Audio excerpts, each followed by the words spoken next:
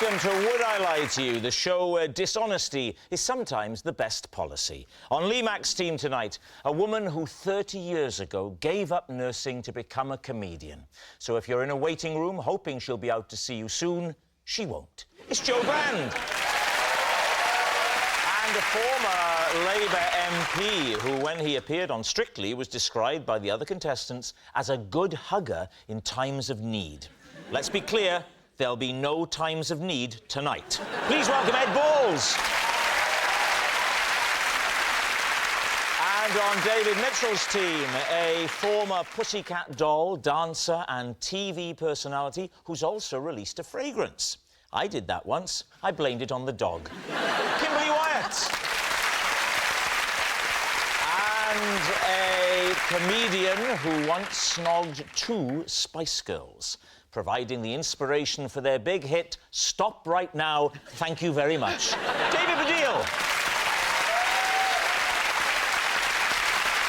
And we begin with round 1, Home Truths, where our panellists each read out a statement from the card in front of them. To make things harder, they've never seen the card before. They have no idea what they'll be faced with. It's up to the opposing team to sort the fact from the fiction, and we're starting tonight with Ed.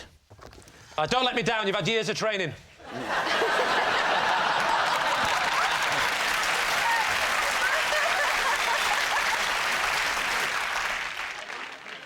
I once negotiated the Home Office budget whilst crawling through a children's ball pit. Right. David.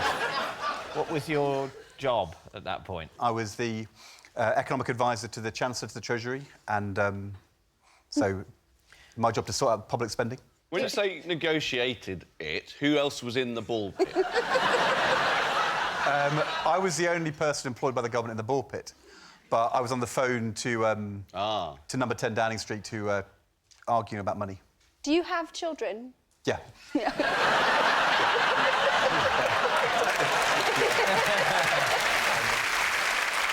Why had you gone into the ball pit? Was it for a private sort of ball area to discuss the Home Office budget, or were the children you were responsible for getting in trouble with the ball? There was a younger one which was in quite a lot of trouble. So you'd gone into the ball pit to extricate some ball-based crisis? On the phone. So the call started before you went into the I'm ball just sitting there having a coffee. Yep. So what was the crisis? Phone rings. David Blunkett wanted more police officers. What was the crisis in the ball?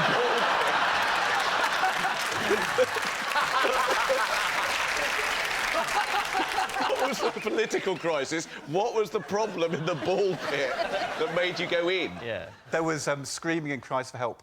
It was a blockage. And there are tunnels and things, are there? Tunnels and slides, and right. the way it works is you have ball pit, tunnels, kind of ladders, all sorts of stuff. Tommy Cooper impression. Ball pit, tunnels, ball pit, tunnels. Can I just ask, was the blockage balls or was it a child? I think If you was, went in there, wouldn't you have caused a bigger blockage? It was... But sometimes you just got to go in. Who has rung you up? Jeremy Hayward. He was the principal private secretary to the Prime Minister, and he's now the Cabinet Secretary. The problem was David Blunkett wanted the police officers, we didn't have enough money, and Jeremy was ringing me to try and sort out the problem. And I'm on the phone, and suddenly the cry comes, and do I admit to Downing Street that I'm in a children's ball player, or do I try and bluff it out? I didn't want to admit that I was more focused on children's ball areas than sorting out...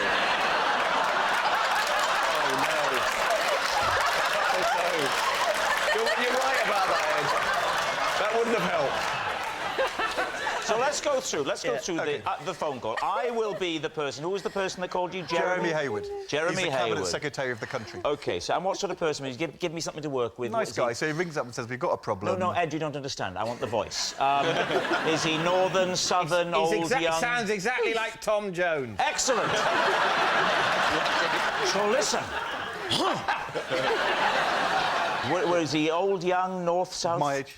Your age, quite old. He's north, south. At the time we were young. You were young. He's sort of southern, I would say. OK, Ed, Senior civil servant. Ed, We've got a real problem. Oh, look, he's working up there. So I'm like this. Okay. And I'm talking to you, I'm saying, you know... I'll play a ball blockage. And then I'm saying... Be a child, I'm then. saying... Help! It's not clear, it's not clear its value... It's not clear...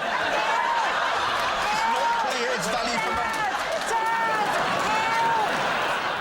I'll tell you what, there's your publicity shot. So, Ed, how did this all resolve itself? Did We got you the police solve... officers in the end, but not the... No! Ed, we're not so concerned about we're worried about the children. The children. I mean, I'm wondering, do you still have access to them? Basically, I grabbed the legs and I pulled. Yeah? Pulled him out. Out he came. And was it your child? What do you think? This is entirely possible. It is. Yeah. I think it's true. The only thing that makes me doubt it, really, is the coincidence of the balls at the location and the balls in Ed's surname. That's Right. why you doubt it. That's why I doubt Really? it. Yes, because that's what No, but- makes it something that someone would have invented and written on a card to be read out for a television programme. What do you think, Kimberly? Well, can I Does it sound truthful to you? There's a big part of me that does think it's true. Yes.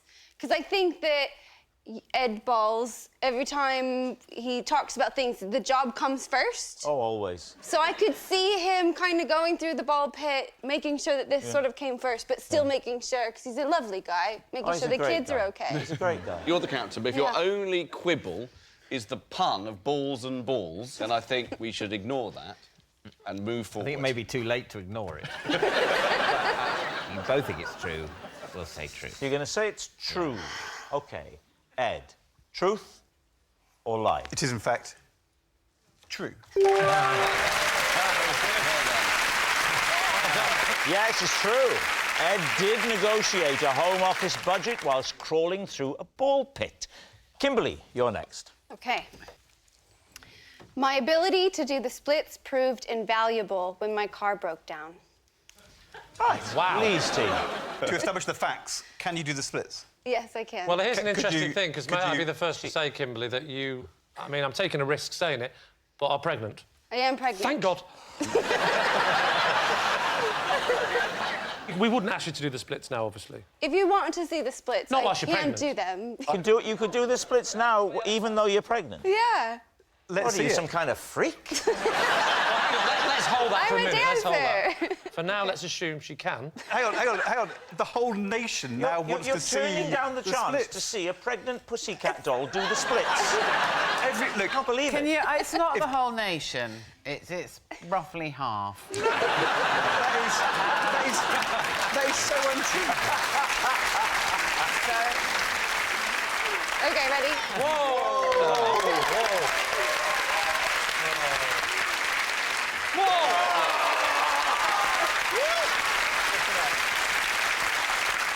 Kimberly, I'm very happy to tell you, it's a boy.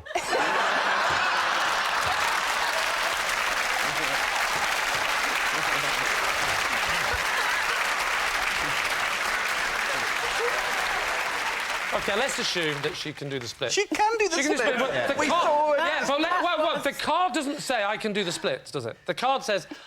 What did the card say again?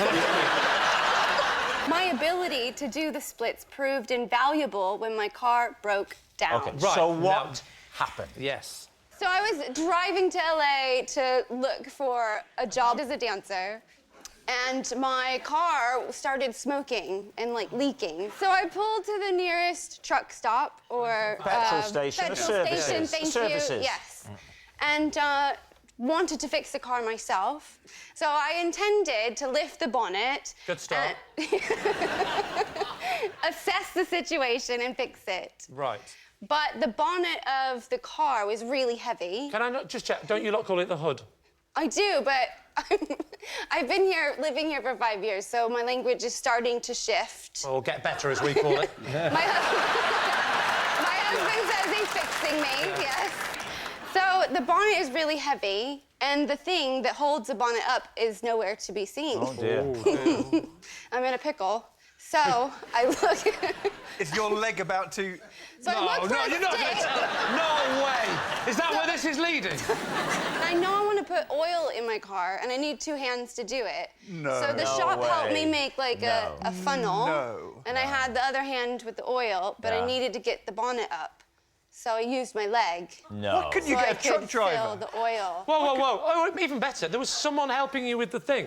Why didn't you say, actually, is there any chance you could hold it? And that's when the little Welsh helper said, no, I think it's better that you do it. I think it'd be better if you did it. So the hood is up, you've got your leg up. What happened then? Then I was putting oil in my car, in the engine. I heard a couple of guys chuckling. While doing the splits? While doing the Why split. didn't you ask the guys to help you? Well, you know what, Lee? That's exactly what happened. I turned around and I said, do you want to help me? And they these both... 2 chuckling guys, they weren't the Chuckle Brothers, were they? They may have been. They crossed their arms and said, mm-mm, and continued to laugh. So is there not a world in which you can put everything on the floor, lift the hood up with one hand, take the lid off, get the funnel, put the funnel Hang on, in... where are you putting the chicken and the fox? I suppose you're reaching down a bit, but I suppose it's tricky. But it would definitely be... It would be tricky, but it would be higher up the list than I'll use my foot. So what do you think? Is it the truth? Well, I'm torn here, because I wouldn't give it a moment's thought. This is definitely a lie. But she can do it. She can stick her leg in the air quite high. It's a lie, she can do it, but she didn't need to do it. She wouldn't have done it. What I can't believe is that if 2 old gits won't come and help you, of all people, to do your car, then America is finished. So I kind of don't believe it, really. I can't believe that 2 people wouldn't Because help. this has turned the British If public. it was me... Up until now, we were quite positive about your country. Yeah. The special relationship ends It here. ends now.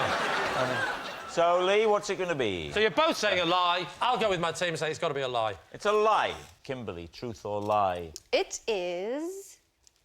true. No way! Yes, it's true. Kimberly did hold her car bonnet open by doing the splits. Our next round is called This Is My, where we bring on a mystery guest who has a close connection to one of our panellists. Now, this week, each of Lee's team will claim it's them that has the genuine connection to the guest, and it's up to David's team to spot who's telling the truth. So please welcome this week's special guest, Billy.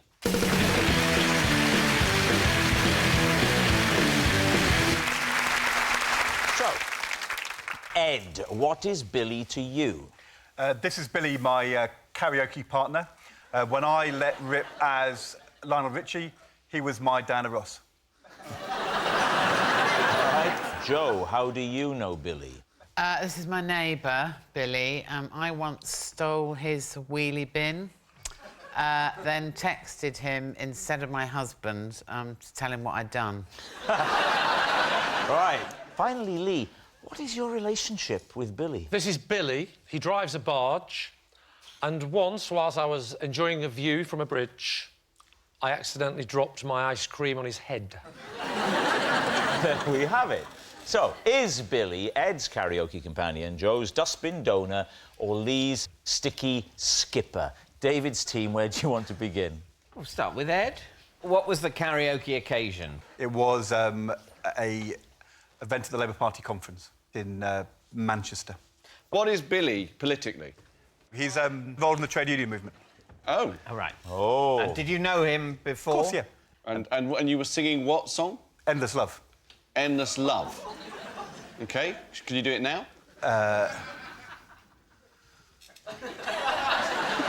Do you know the bit in the middle? Yeah.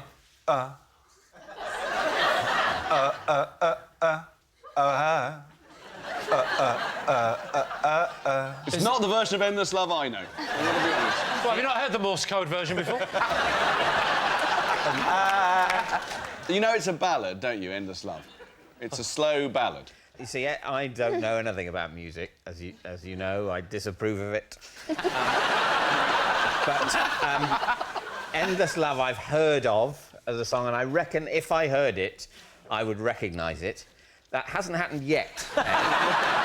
And you said that you were Lionel Richie and that Billy was Diana Ross. It's a difficult leap to make, to picture Billy... I mean, he's not a natural Diana Ross, is he? No. We don't know what Billy sounds like. That's the great handicap. Or, indeed, what Diana Ross looks like off stage. When you were doing this, how many people were there? About 250. And you sang in front of 250 people? Yeah. Goodness me, all right. And they call for more. More what? Drink. More drink. So this is like an evening event at the Labour Party conference? Yeah, in 2010. So who's there? Is it... It was at the end of the Labour leadership election campaign. Yeah. And I didn't win the election, but we had the best end-of-campaign party by far. Well, that's the main thing, isn't it? Perhaps you'd expected... The thing is, you shouldn't start planning the end-of-campaign party too early. Maybe the more slapdash end-of-campaign parties are, ironically, at the end of the more focused campaign. All right, so who would you like to quiz next? Joe, he is your neighbour. Yeah. I've been to your house. Yeah. I never saw him. He was out with his mates, Stan and Fred. They were doing the Supremes that night. Why did you target Billy's bin? Because, actually, in the past, Billy had taken our bin. Oh. Had you been binless since Billy stole your bin? No, he swapped them over, because our bin's nicer than his. And on a couple of occasions, because when the bin men come down the road, they don't always distribute them back outside the houses. That'd be like, so you have to go down the road looking for... And on a couple of occasions, I noticed he'd slid our bin into his drive. He'd swapped your bins, Yeah. and had you swapped them back? Yes. Yeah. So, It was a chain reaction. And had you then... Brilliant. Brilliant. I know what Dave is going to ask. Why did I steal Billy's manky bin? Yes! Yeah. Just for the hell of it, for a joke. I just took it, right, and I hid it. Explain the text message thing. I didn't quite grasp that. Well, I meant to send a text to my husband saying, guess what? I've just stolen Billy's bin, so knickers to him. Sorry, Billy. And unfortunately, I sent it to him. Joe's husband is called Bernie, and he is called Billy. So it is possible that they are close on her phone. Oh, yes, that's... Very good. That is... Very good. Are you friends with Billy? I thought you were going to say you're friends with Bernie. No, not really. Not anymore. Not anymore, no. I'm not too close to Bernie, but I'm a bit too close to Billy. And how did he react? Once you'd sent the text to him, did he respond to you? How did it go? Yeah, he texted back, I don't think this is meant for me. Right. I think here's the problem. I think Joe has definitely done this with someone in her neighbourhood. But is it Billy? Whereas... I don't know if it's him. Whereas Lee definitely hasn't dropped an ice cream on a barge. We know that. We know that. That's an assumption. No, and I'm very happy to spend up to 40 minutes of my life pointlessly discussing it. So, Lee, tell me what happened with you and the ice cream. I was on a bridge. I was admiring the view. What bridge? What is a bridge? It spans water. Yes, which Where bridge? is the bridge? The bridge was just over the water. Which water? The water under the bridge. Name the waterway. I was on Richmond Bridge, which was in... Oh, no, where is it? Well, anyway, I was on Richmond Bridge, and the water in question was, in fact, the River Severn. Was it... I'm not an idiot. You won't be able to get me, mate. River Thames. Yeah. A barge went past. Yeah. And Yes. you had an ice cream, so it was summer, was it? Might have been. You can get ice creams in the winter nowadays, you know. What sort of ice cream? Yeah. Like that one, but with something in my hand. This is... So, yes, I was holding an ice cream. A cornet. Pardon? A cone or cornet, Yes. as they're called. Yeah, I was holding my What ice cream. flavour of ice cream? What flavour of ice cream? Your standard vanilla. OK. Standard vanilla. Standard vanilla, yeah. OK. That was a lovely Adamant song, wasn't it? You took chain reaction! You've done it! What events took place for the ice cream to fall out of your hand? I was leaning over the bridge. I'd done all the things you're supposed to do when an ice cream is melting. I told the little one to lick the edges. Yeah. Right? The little one? The little one, Rob.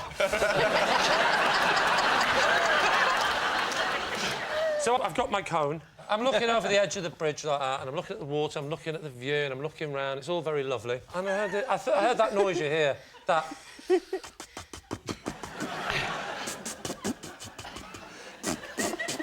And, of course, it was Rob speaking Welsh. And... Which apparently is Welsh for no, lick your own edges. And that's when, beneath my legs, beneath the bridge, beneath my legs, slid a large barge, and I looked over like that, and I thought, oh, that's a nice barge, I thought. So you really craned over to get a good view of the barge. I did. Taking your ice cream with you across the thick stone balustrade of the bridge. I over. Come with me, ice cream. Maybe you'd like to see as well. Come on, Vanilla. Let's have a look. I didn't go the full, not 103, 90 degrees. I sort of did a 45. I sort of leaned over that. But as any man will tell you, or woman, you only have to lean, what? That much, and your ice cream can go. OK, so Billy, can I move on to Billy? Please move on to Billy. Was he standing like that? Standing exactly like that, and then in front of him, a massive boat. So he's not actually... Because he's standing a little bit like those women on the end of big boats used to... I'll ask you a question, David, right? Is he standing more like a man on a barge or more like Diana Ross?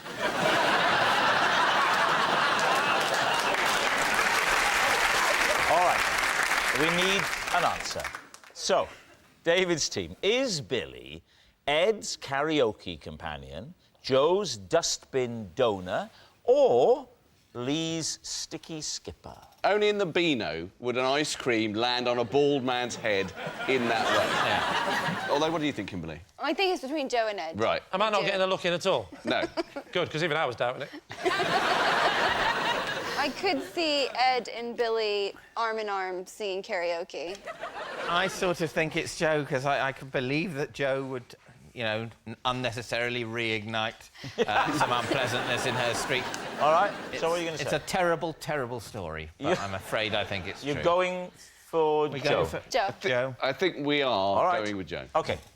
Billy, would you please reveal your true identity? I am Billy, and I was the Diana Ross to my Lionel Richie. Yes. Billy really was Ed's karaoke companion, and it gets better. Oh, my gosh.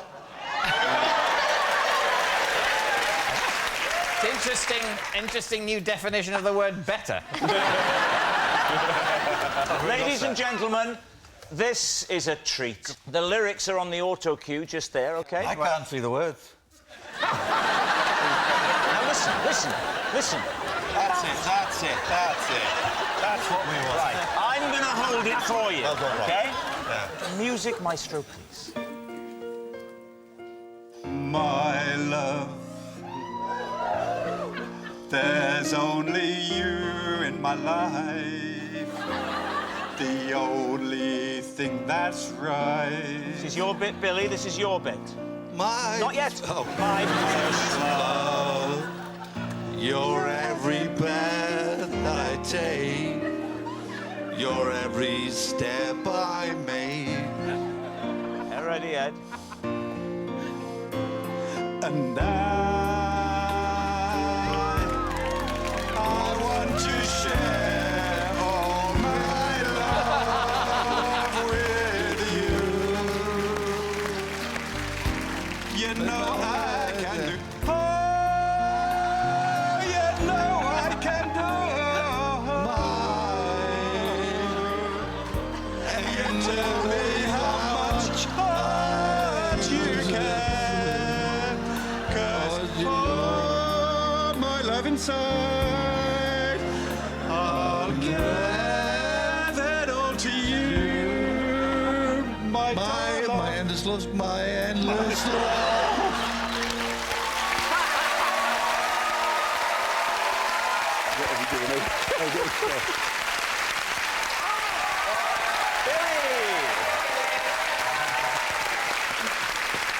Which brings us to our final round, quick-fire lies, and we start with... It's David Baddiel. In a quest to improve my jawline, I once bought myself a chin gym. Please, team. Right. I think that's true.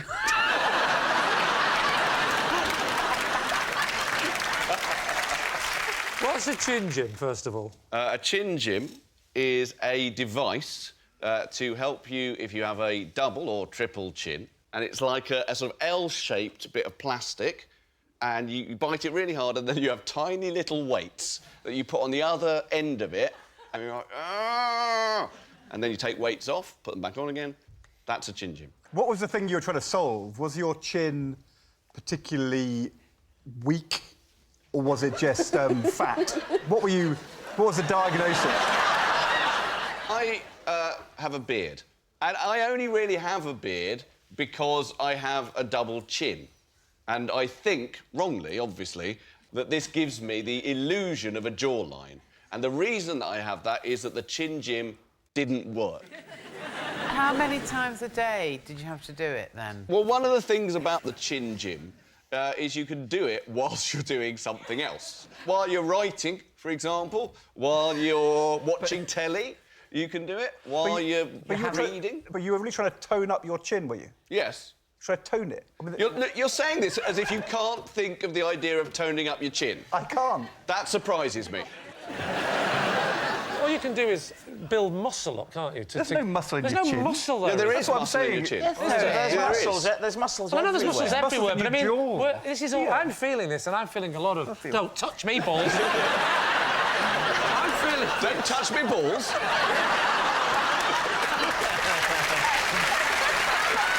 Can I ask you, how long did you stick with it as a method? How long did you? Well, it go was with in it? my house for about 7 years, but I used it perhaps twice. Twice.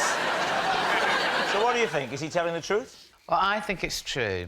You do? Yeah, I can imagine people being a bit desperate to get rid of their double chin and thinking...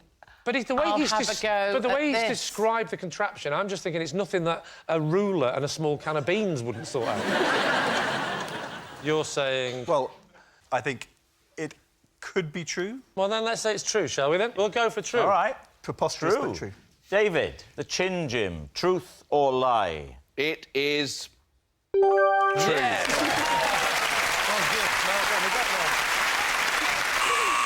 That noise signals time is up. It's the end of the show, and I can reveal that the scores are tied. It's a draw. Thank you for watching. We'll see you next time. Good night.